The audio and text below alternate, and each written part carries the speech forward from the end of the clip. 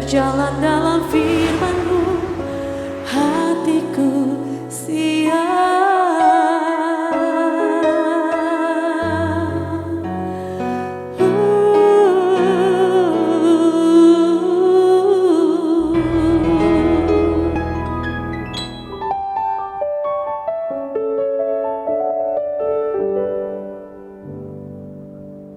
Salam, God lover yang dikasihi oleh Tuhan Yesus Kristus.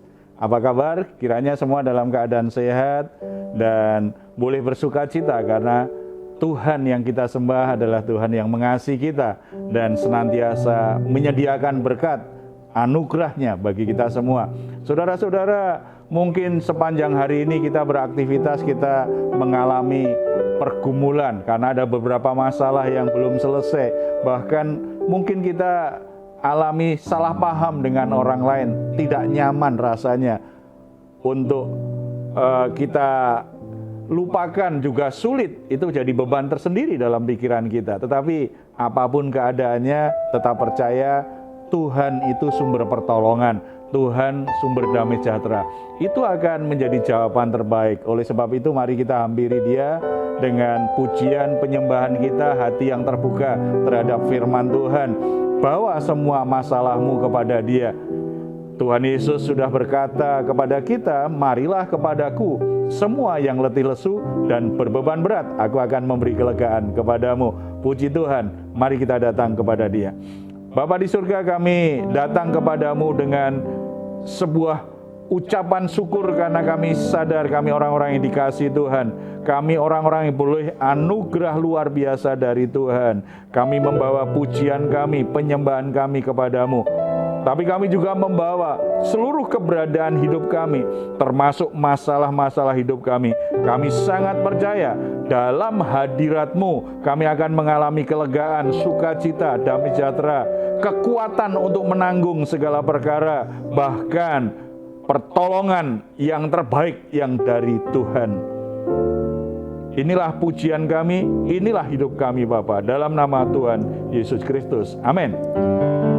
Terima kasih Tuhan.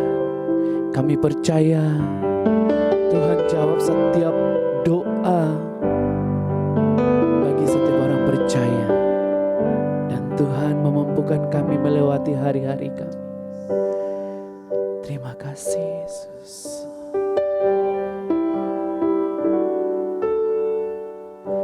Tak selalu Tuhan menjawab doa, namun Dia beri yang terbaik di waktu yang tepat. Izinkanlah Tuhan turut bekerja, yang mustahil menjadi mungkin oleh karena percaya. Mendengar lebih dari yang ku doakan. Yesus menjawab lebih dari yang ku harapkan. Dengan caranya di waktu yang tepat, ku kan melihat Dia jadikan semua. Mendengar lebih dari yang ku doakan. Yesus menjawab lebih dari yang ku harapkan. Dengan caranya di waktu yang tepat, ku kan melihat Dia jadikan semua.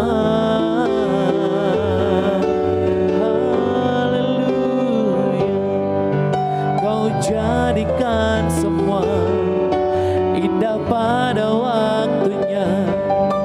Kau jadikan semua tepat pada waktunya. Karena pengasihan-Mu selalu baru dalam hidup kami. Haleluya. Kau mulia. Terima kasih Tuhan. Oh, sebab Engkau Allah yang ku percaya. Di dalam hatiku hanya Engkau Yesus yang sanggup memberikanku kelegaan. Ya Engkau Allah yang ku percaya. Di dalam hatiku hanya Engkau Yesus yang sanggup memberikanku kekuatan yang baru.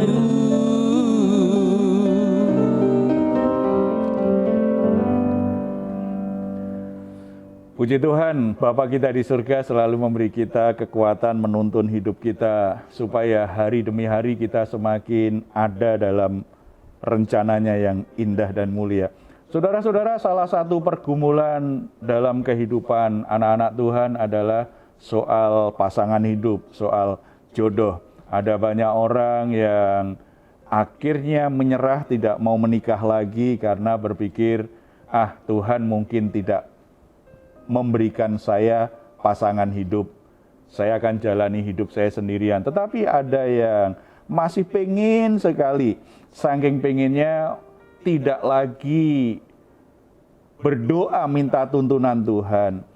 Akhirnya dia menikah dengan seseorang yang justru membuat hidupnya jauh dari Tuhan. Tetapi ada juga orang yang berkata begini, sepertinya sangat rohani sekali tapi perlu diuji. Aku hanya mau menikah dengan seseorang kalau aku dengar suara Tuhan langsung. Saya harus menikah dengan siapa. Dan ternyata ditunggu-tunggu puluhan tahun, dia tidak pernah mendengar suara Tuhan. Dia harus menikah dengan siapa. Sehingga dia akhirnya tidak membangun hubungan dengan seseorang. Satupun tidak, karena berpikir Tuhan nggak bicara dengan saya. Apakah seperti itu cara Tuhan menuntun orang, mempertemukan orang ketemu jodoh yang dari Tuhan? Kita perlu mengerti prinsip yang Alkitab ajarkan kaitannya dengan jodoh yang dari Tuhan itu dengan cara yang benar, supaya tidak salah ambil keputusan atau supaya tidak berlebihan di dalam menetapkan pasangan hidupnya, sehingga orang takut untuk mendekati atau membangun hubungan dengan seseorang jadi takut karena salah, memiliki pemahaman yang keliru tentang jodoh. Nah Pak, ini topik yang hangat nih Pak. Wah, sangat hangat sekali. Saya mau tanya nih Pak, kayak bagaimana sih kriteria dari Tuhan tuh jodoh yang memang dari Tuhan itu Pak? Ya, kalau jodoh dari setan lebih gampang ya untuk yang dari Tuhan yang susah. Dari Tuhan. Nah, itu kadang-kadang memang butuh kesabaran ya. Jodoh dari setan kan tukang beca pun jadi. Ya memang kenapa dengan tukang beca, siapapun kan nggak masalah gitu ya. Kita akan coba perhatikan apa yang dikatakan Tuhan.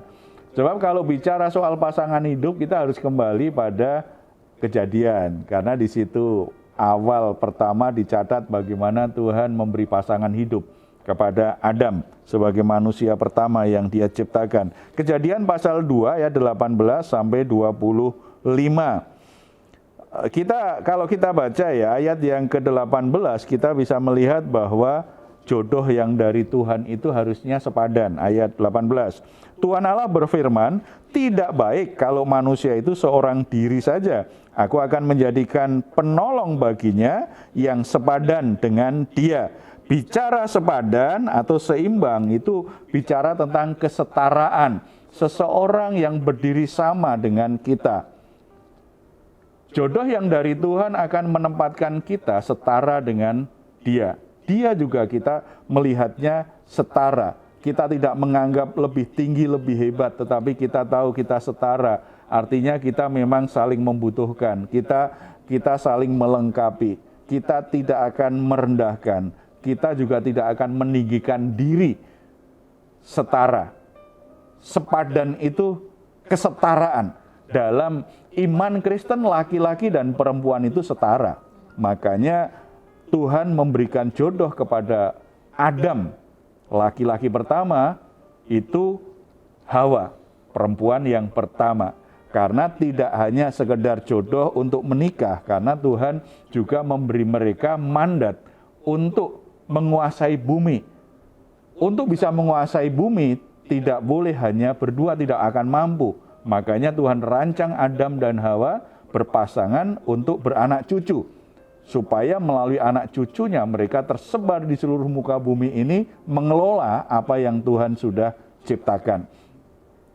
Perlu ada kesetaraan. Makanya kalau yang hari ini sedang jatuh cinta, kemudian berpikir ini mungkin jodoh dari Tuhan ya ini, sebab dia rajin ke gereja ini, rajin berdoa loh. Kalau doa panjang lagi gitu, doa makan aja bisa panjang gitu. Wah, ini calon pendeta ini. Dia lupa, pendeta doa makan kadang-kadang cepat sekali. Ya, bukan. Tetapi berpikir ini dari Tuhan karena aktif di kegiatan gereja. Tetapi apakah dia melihat engkau itu sejajar, menghargai engkau sebagai pribadi, menghargai potensimu, memperlakukan engkau sebagai pribadi yang setara, tidak merendahkan, dan dia juga tidak memposisikan lebih superior dibandingkan dirimu. Ketika ada seseorang yang merasa superior dari kita, walaupun kelihatannya sangat perhatian sekali kepada kita, itu tidak sepadan namanya. Sepadan itu setara. Di perjanjian baru kemudian Alkitab menegaskan lebih jelas lagi, bicara kesetaraan dikaitkan dengan imannya kepada Tuhan Yesus. Sepadan itu berarti sama-sama punya iman. Tetapi kalau kita lihat lagi berarti sama-sama bertumbuh dalam Tuhan ini. Setara, artinya punya keyakinan yang sama, punya respek yang sama satu sama lain, memposisikan dirinya juga setara, tidak saling merendahkan, tidak saling meninggikan, sepadan. Dan satu iman itu kesepadanan yang paling mendasar. Karena kalau iman yang berbeda, itu kan terkait dengan keyakinan, dengan kepercayaan. Pikiran kita, kehendak kita, sikap kita, perlakuan kita terhadap seseorang, itu sangat dipengaruhi apa yang menjadi keyakinan kita, apa yang menjadi kepercayaan kita. Kalau kita tidak punya iman yang sama, maka cara berpikir, sikap, perilaku pasti berbeda. Membuat kita sulit untuk membangun kesepadanan, kesetaraan itu dalam pernikahan kita. Makanya Tuhan melindungi kita supaya pernikahan kita bisa bertumbuh dengan baik, sepadan, seiman. Ini yang dari Tuhan kriterianya jelas. Jadi gampang sebenarnya, yang bagian ini dulu lah. Oke gitu ya. Jadi jangan ukuran-ukuran yang sifatnya fisik dan sementara dulu. Tidak, yang ini dulu gitu ya. Oke ya. Oke, seiman. Lalu gimana? Dalam relasi itu saya melihat dia itu setara dengan saya, atau saya menganggap dia lebih rendah dari saya ya. Lah kalau saya menganggap dia lebih rendah dari saya, itu nggak sepadan dengan kita, bagi kita loh ya, bagi kita. Harusnya kita langsung bisa lihat, oh dia ternyata oke nih, dia menghormati saya dan saya menghormati dia. Saya respect dengan dia, sebagaimana juga saya respect dengan dia. Seperti orang yang duduk sama tinggi, berdiri sama tinggi. Jadi semuanya itu sama. Seperti itu kan pasti hanya bisa ketahuan kalau kita membangun hubungan yang cukup, saling mengenal cukup ya. Jadi yang seiman tadi yang paling mendasar, tetapi kesepadanan yang lain kita bisa lihat dalam proses relasi itu akan terlihat. Yang kedua, saya bacakan ayat yang ke-24. Sebab itu seorang laki-laki akan meninggalkan ayahnya dan ibunya dan bersatu dengan istrinya, sehingga keduanya menjadi satu daging. Jodoh yang dari Allah itu pasti membuat kita akhirnya bisa menyatu dengan Dia. Kalau kita ketemu seseorang yang sudah dijodohkan Tuhan kepada kita, maka proses menyatu itu mulai berproses tuh dengan baik. Karena orang menikah itu untuk apa? Menjadi satu daging. Itu bicara kesatuan totalitas, kesatuan hidupnya. Nah, kalau dari awal saja menyatunya hanya sekedar selera makannya sama. Sama-sama punya hobi nongkrong, nongki orang sekarang bilang ya ngopi bareng yuk misalnya. Itu cocok. Apakah itu menyatu? Ya tidak. Orang yang menyatu itu kan totalitas hidupnya. Dari sisi imannya, dari sisi mentalnya, dari sisi emosionalnya, dari sisi keinginan-keinginannya, kehendaknya, tujuan hidupnya. Jadi relasi itu semakin menyatukan kita dengan pasangan kita. Kalau dari Tuhan, prosesnya itu semakin menyatu tuh. Bukan semakin dikit-dikit saling nyakiti, dikit-dikit saling nyakiti. Saya heran ada perempuan, ada seorang gadis yang masih pacaran, ini anak kuliah ini. Pacarnya yang laki-laki ini suka marah-marah sama dia, bahkan beberapa kali pukul dia. Tetapi anak perempuan ini tetap aja merasa itu jodoh dari Tuhan, karena anak laki-laki ini pintar berdoa. Pintar berdoa belum tentu itu jodoh dari Tuhan, kan? Jadi ini sesuatu yang mesti dicermati ya. Iya, baru pacaran saja dia sudah main pukul. Apalagi kalau nanti sudah menikah. Tapi memang kenyataannya ada orang-orang seperti itu ya. Mungkin kalau perempuan begitu sudah suka, begitu memang secara emosional sangat kuat sekali. Jadi untuk membuat keputusan putus lebih sulit dari laki-laki kali ya. Iya. Karena saya nggak pernah jadi perempuan, saya nggak tahu saya rasanya. Memang sulit ya, lebih sulit. Udah nyaman kali ya Pak ya? Ya bisa jadi, perempuan begitu ya, kalau udah nyaman begitu cara emosional sangat kuat ya. Itu jadi kalau pisah itu menakutkan sebenarnya. Pisahnya yang membuat dia takut ya. Bukan jadi, Pak. Takut dengan orangnya, tapi pisahnya juga takut. Ya. Karena sudah merasa secara emosi sangat lekat sekali itu dengan pasangannya itu ya, yang walaupun masih pacaran. Harusnya kalau itu jodoh dari Tuhan, begitu kenal kita merasa seperti Adam dan ini dia daging dari dagingku, tulang dari tulangku. Seperti ada sesuatu yang nyambung nih secara batin. Setelah itu proses relasi itu membuat makin hari proses menyatunya itu semakin terlihat. Termasuk ketika melewati konflik-konflik, melewati pertengkaran-pertengkaran, melewati perbedaan-perbedaan. Itu bisa diselesaikan dengan baik, hasilnya setelah itu juga semakin menyatu. Suatu saat dalam perjalanan ada lagi kerikil-kerikil dalam relasi kan ada ya. Perbedaan lagi, ketegangan lagi, salah paham lagi, diselesaikan lagi. Dan bisa diselesaikan dengan baik, hasilnya semakin menyatu. Nah, itu menjadi sebuah ujian. Makanya kalau ingin mengerti itu jodoh dari Tuhan atau tidak boleh tergesa-gesa. Proses waktu, karena pernikahan itu kan sebuah relasi. Relasi yang sangat spesial sekali. Perlu proses waktu, tahap demi tahap kita semakin mengerti, termasuk melewati berbagai konflik yang ada. Makanya kalau yang sedang berpikir ini pasanganku ini, aku kelihatannya mau menikah dengan dia, waktunya cukup, coba teliti lagi, ketika alami masalah, ada konflik-konflik, penyelesaiannya seperti apa? Ada banyak orang ketika pacaran, ketika belum menikah, alami konflik, supaya tidak putus, masalahnya tidak diselesaikan, diabaikan. Pak, mau tanya lagi dong Pak. Ya. Kalau yang orang yang dijodohkan itu gimana Pak? Ya kalau dijodohkan nggak ada masalah sebenarnya, sebab namanya sebuah relasi tadi ya. Relasi itu ada yang kita ketemu sendiri, kenalan sendiri, ada yang mengenalkan kita, ada yang jodohkan kita. Nggak ada masalah. Yang masalah kalau dijodohkan tetapi pakai kuasa kegelapan, nah itu nggak boleh. Tetapi kalau untuk jodoh-jodohkan, sebab salah satu pekerjaan pendeta yang sering dilakukan itu jadi mak comblang.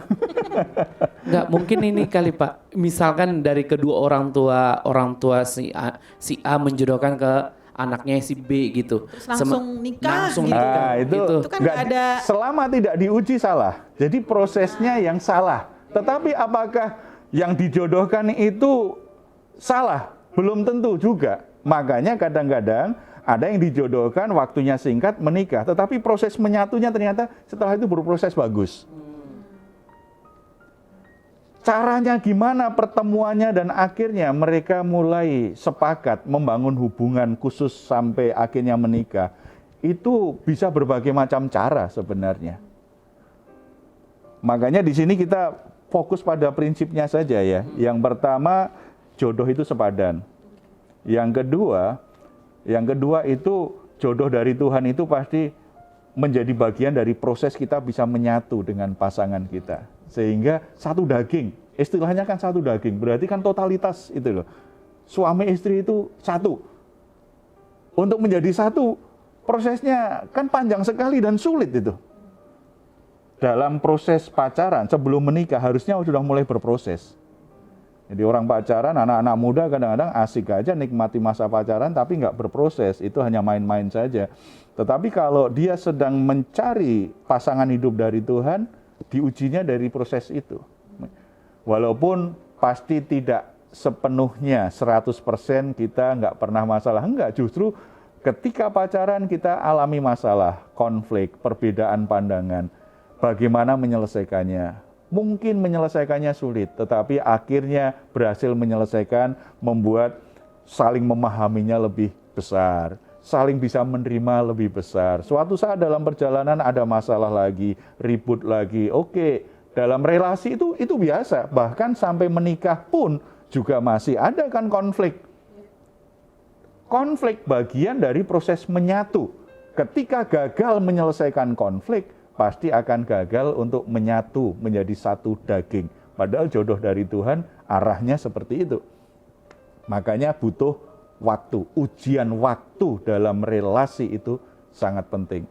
Saya tidak rekomendasi orang menikah baru sebulan kenal langsung menikah. Baru 2 bulan kenal langsung menikah. Bahkan saya pernah bilang 5 tahun orang bangun hubungan, saya nggak rekomendasi menikah. Karena apa? Ketemunya setahun sekali. Jarang sekali juga. Jadi karena butuh relasi yang intensif ya. Karena ini kan relasi yang sangat spesial sekali. Eksklusif sekali. Pasangan hidup itu perlu waktu-waktu begitu. Proses ujian, menyelesaikan masalah, menyelesaikan konflik. Menyamakan persepsi, menyamakan pandangan hidup, menyatakan imannya, menyamakan keyakinannya terhadap Tuhan, pengenalannya akan Tuhan. Ini kan prosesnya harus dilewati sampai benar-benar menyatu. Suami istri itu menjadi satu. Keberhasilan pernikahan itu sebenarnya arahnya ke situ. Itu yang disebut pernikahan itu berhasil. Itu seperti itu. Dan yang ketiga, ayat 25, mereka keduanya telanjang, manusia dan istrinya itu, tetapi mereka tidak merasa malu. Jadi jodoh dari Tuhan itu pasti ada keterbukaan. Ada keterbukaan. Keduanya telanjang tetapi tidak malu. Itu menunjukkan sebuah keterbukaan, tidak ada hal-hal yang ditutup-tutupi.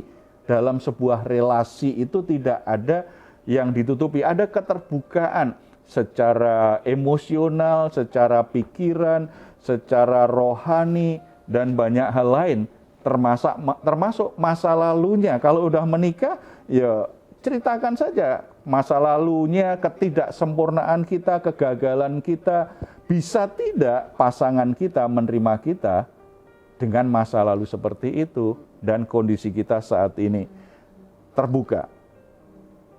Jodoh dari Tuhan itu membuat kita nyaman dengan pasangan kita untuk terbuka, menjadi diri sendiri. Dan dia juga nyaman dengan kita. Tapi nyamannya bukan karena takut kehilangan loh. Ada orang yang kadang-kadang bilangnya merasa nyaman karena dia enak. Padahal dia tidak bisa jadi diri sendiri, nggak bisa terbuka. Nyamannya itu karena, waduh kalau pacaran sama dia, enak, diajak kemana-mana, duitnya banyak, fasilitasnya banyak, nyaman. Karena semuanya kelihatannya diberi perhatian. Tetapi bisa nggak secara emosional kita cerita bahwa kita nggak suka dengan perilakunya, bahwa kita nggak setuju dengan pendapatnya, tidak ada perasaan takut. Kita bisa cerita, mengungkapkan diri kita juga, bahwa kita punya harapan, kita punya kerinduan. Kita itu kalau menikah seperti apa? Kita tunjukkan juga bahwa aku tidak setuju loh dengan pendapatmu. Bisa jadi diri sendiri. Dan pasangan kita juga bisa terbuka seperti itu. Jodoh dari Tuhan membuat kita tidak takut ditolak, tidak takut dibuang, tidak takut diputus, pasti. Nah, kalau isinya awas ya, kalau kamu nggak ini awas lah, itu bukan dari Tuhan itu. Kasih dari Tuhan kan nggak mengancam kan? Kalau kamu nggak jadi nikah sama aku, lebih baik aku bunuh diri saja. Nah, kalau itu manipulasi. Yang dari Tuhan itu kita ada kebebasan membuat keputusan dan kita merasa nyaman dalam sebuah relasi itu untuk jadi diri sendiri. Dari Tuhan seperti Adam dan Hawa, nyaman tuh. Di situ katakan kan mereka telanjang tetapi mereka tidak saling malu. Itu keterbukaan total. Dalam proses relasi pasti butuh waktu ya. Kalau selama pacaran pasti menguji itu, keterbukaannya bertahap tuh. Tetapi setelah menikah tidak boleh ada begitu banyak yang disembunyikan, apalagi hal-hal yang prinsip. Pernikahannya pasti akan alami banyak gejolak. Kalau sudah menikah ya benar-benar udah terbuka, makin lama makin terbuka, tidak ada sesuatu pun yang tertutupi, apa saja dalam hidup kita pasangan kita tahu. Dan kita juga tahu apa yang dari hidup pasangan kita. Nah, kalau soal pikiran aja paling nggak tahu, karena kalau pikiran sebelum diungkapkan kan kita nggak ngerti, gitu ya. Kecuali kita bisa baca pikiran orang lain katanya. Tapi enggak lah, dalam pasangan hidup pasti enggak. 3 hal ini jadi kriteria jodoh dari Tuhan yang kita bisa jadi pedoman ya. Yang pertama sepadan. Sepadan itu sangat penting sekali. Yang kedua, jodoh dari Tuhan membuat kita bisa menjadi satu daging. Dan yang ketiga, kita bisa terbuka satu sama lain. Kalau itu terjadi, kita akan bisa bertumbuh dengan baik. Kalau ternyata ada seseorang yang kelihatannya baik sekali, ini bagi yang mau menikah, tapi ternyata dia banyak bohong, jelas bukan dari Tuhan. Udah, suruh bertobat dulu, baru bangun hubungan lagi. Kalau dipegang handphonenya aja tuh udah ketakutan. Nah, iya. Padahal dia mau ngambil minum, dikira mau ngambil handphone. Lebih baik kita tegas sebelum menikah. Kalau sudah menikah, ada banyak masalah terlalu berat untuk dilalui. Dan kita sedang menyiapkan penderitaan untuk masa depan kita kalau kita gegabah mengambil keputusan menikahi siapa, menikah dengan siapa. Harus sesuai kriterianya Tuhan. Kita bersatu dalam doa. Bapa di surga, kami ucap syukur karena anugerah Tuhan sungguh indah, rancangan Tuhan sungguh indah dalam hidup kami. Terima kasih untuk pasangan hidup kami saat ini. Kami tidak sempurna, seringkali kami masih ada salah paham, seringkali kami masih ada konflik. Ada banyak hal yang kami harapkan itu belum terpenuhi. Tetapi biarlah ketika kami mendengar firman Tuhan, kami semakin ditata hati kami dan masuk kembali dalam proses yang benar. Kami mulai membuat kesetaraan dalam pikiran, dalam keyakinan kami akan Tuhan dalam banyak hal. Dan kami menyingkirkan segala hal yang merintangi kesatuan kami sebagai pasangan suami istri. Kalau ada kebohongan-kebohongan yang tersimpan dalam pasangan suami istri menimbulkan banyak konflik, hubungan menjadi dingin, menjadi tawar. Roh Kudus menjamah hati setiap pasangan supaya mereka berani saling terbuka satu sama lain, saling mendukung, saling menerima satu sama lain. Keterbukaan dalam relasi itu akan meneguhkan hubungan mereka sebagai pasangan suami istri. Bapa, saat ini Engkau mengerti untuk saudara-saudara, untuk anak-anak muda, siapapun yang masih melajang, mereka masih mendoakan jodoh yang dari Tuhan. Mereka masih merindukan Tuhan mempertemukan dengan seseorang yang benar-benar dari Tuhan. Mari Bapa, Tuhan memberkati mereka. Biarlah kriteria yang Tuhan tetapkan dari firman-Mu ini menjadi panduan bagi mereka untuk mulai membuka diri terhadap hubungan-hubungan dengan seseorang, dan ajar mereka untuk menjadi peka akan tuntunan Tuhan sebelum mereka membuat keputusan yang penting dalam hidupnya dengan pasangan hidup menuju pernikahan. Biarlah mereka sungguh-sungguh selalu mencari kehendak Tuhan, selalu mengujinya dengan cara yang benar dalam terang firman-Mu. Tuhan berkati rumah tangga, Tuhan selalu berkati. Kalau sedang mengalami berbagai persoalan, ada masalah, Tuhan pulihkan. Tuhan berkati pasangan suami istri, berkati orang-orang yang Tuhan percaya dengan keturunan. Tuhan juga memberkati anak-anak muda yang belum menikah. Di masa lajangnya, biarlah mereka terus menjaga kekudusannya, mereka terus menjadi berkat bagi orang lain. Semua usaha, pekerjaan, profesinya, biarlah itu menjadi bagian dari hidup mereka yang dipersembahkan untuk memuliakan Tuhan. Tuhan memberkati hamba-hamba Tuhan. Tuhan memberkati konselor-konselor Kristen yang berkomitmen untuk menolong anak-anak muda menemukan pasangan hidup yang dari Tuhan, untuk menolong keluarga-keluarga mengatasi masalahnya. Tuhan memberkati mereka dengan hikmat, dengan pengertian, supaya melalui pelayanan mereka menyelamatkan banyak pasangan yang sudah menikah dan membimbing orang untuk menemukan pasangan yang sungguh-sungguh berasal dari Tuhan. Tuhan juga memberkati lembaga-lembaga pemerintah, yayasan-yayasan yang menolong banyak keluarga, supaya melalui pelayanan mereka ada banyak keluarga yang juga boleh dipulihkan di dalam Tuhan. Terima kasih Bapa, terpuji nama-Mu dalam nama Tuhan Yesus. Kami berdoa, amin. Puji Tuhan, saudara-saudara yang dikasihi Tuhan, menguji segala sesuatu sesuai kehendak Tuhan atau tidak, walaupun harus menunggu waktu yang lebih lama, tetapi itu lebih baik karena kita sedang menjaga supaya masa depan kita tetap masa depan yang cerah, masa depan yang baik, bersukacita, penuh damai sejahtera. Kalau saudara-saudara saat ini sedang ada dalam pergumulan, saudara membutuhkan dukungan doa, membutuhkan teman doa, saudara jangan ragu untuk menghubungi nomor telepon yang tertera di layar saudara. Tim doa kami akan mendukung saudara dalam doa.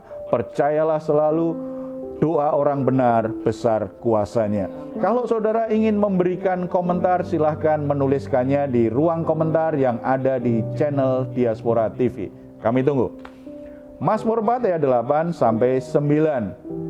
Engkau telah memberikan sukacita kepadaku lebih banyak daripada mereka ketika mereka kelimpahan gandum dan anggur.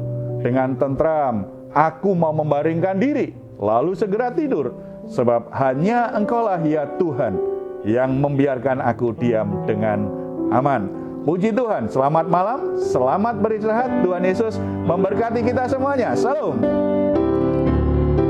Sebab